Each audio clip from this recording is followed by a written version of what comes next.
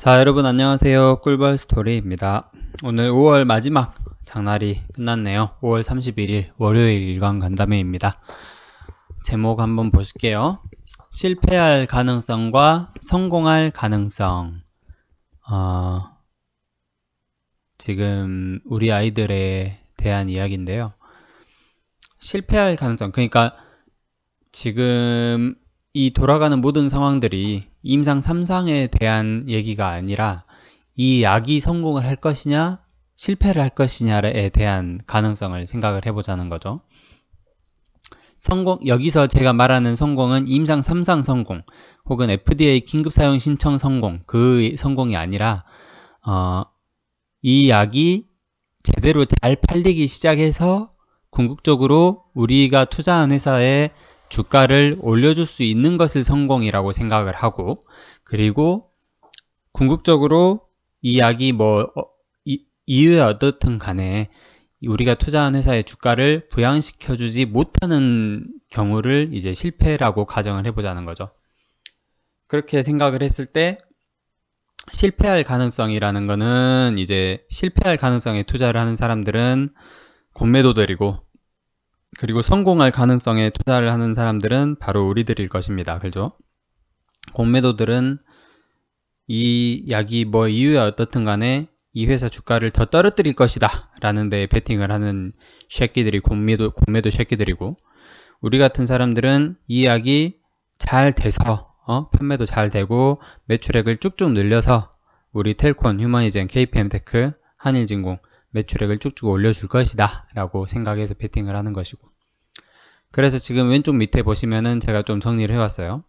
렌질루막, 코로나 위중 그리고 중증 환자에 대한 치료제이고, FDA 임상 3상을 성공했어요. 21년 3월 30일 날 성공을 했고, 그리고 FDA 긴급사용 승인 신청을 21년 5월 28일 엊그제 이틀 전에 했습니다.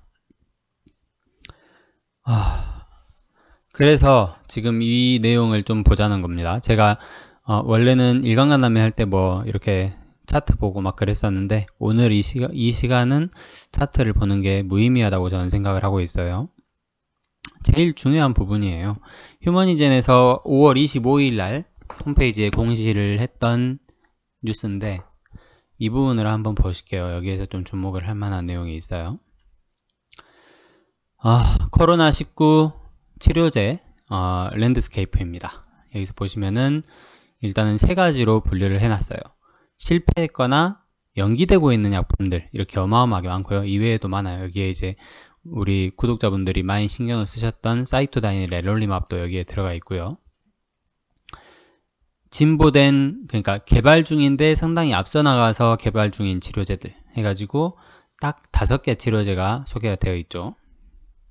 그 중에서 입원 환자에 대한 치료제로 임상 3상 결과가 없이 임상 3상 결과가 아직 안 나온 치료제가 키닉사의 마브릴리무맙 임상 3상을 진행하고 있고, 그리고 아리디스라는 회사에서 만들고 있는 AR701과 711 병용 치료제가 임상 1, 2상을 진행을 하고 있다고 합니다.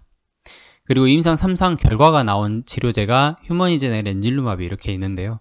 이미 긍정적으로 나왔다. Positive Phase 3 Results라고 해서 이렇게 단어가 나와 있죠.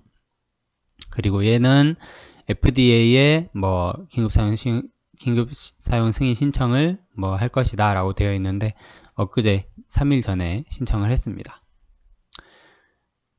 그리고 이제 다른 마지막 분류로 긴급 사용 승인 또는 승인이 난, 판매 허가가 난 치료제가 여기에 있는데요.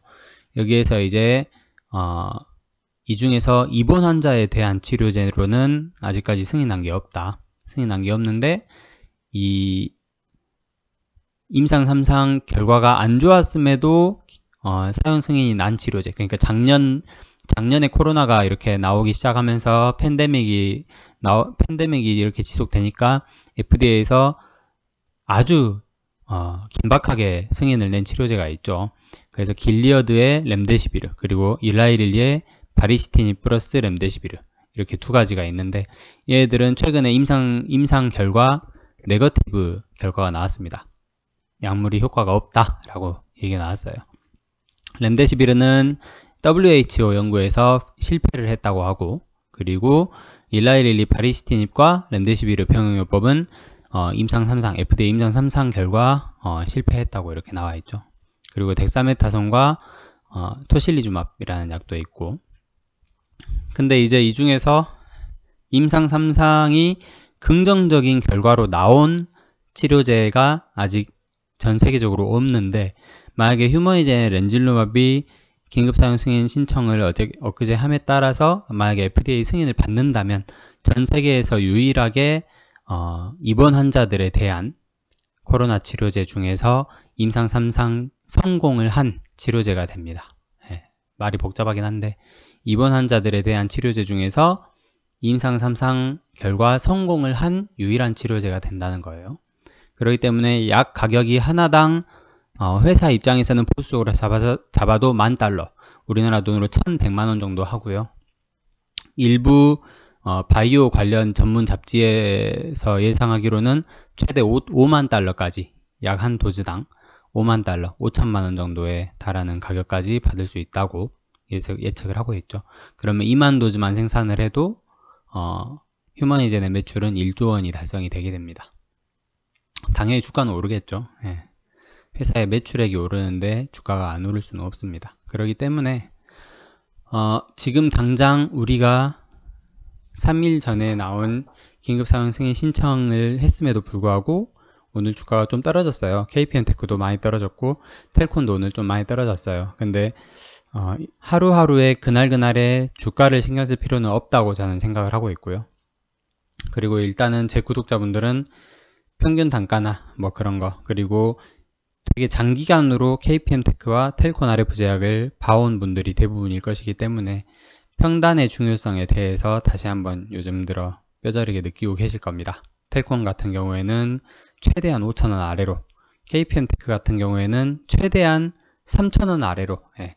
원래는 제 구독자분들 중에서는 아마 2,000원 아래이신 분들도 제법 계실 거예요. 근데 이제 작년 말에 KPM테크가 워낙 주가가 많이 올랐었기 때문에 한 4,000원대이신 분들도 제법 계시는 걸로 알고 있습니다. 근데 웬만하면 평단을 최대한 낮춰둘 필요는 있습니다. 왜냐면 평단을 낮춰두지 못하면은 얘가 변동성이 너무 크기 때문에 하루에 뭐 5%, 10%씩 왔다 갔다 하기 때문에 힘들어요.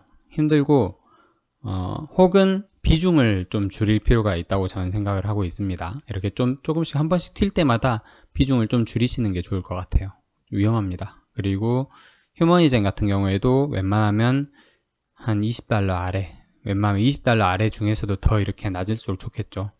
그 가격이 올 때마다 추가 매수를 하라는 게 아니고요.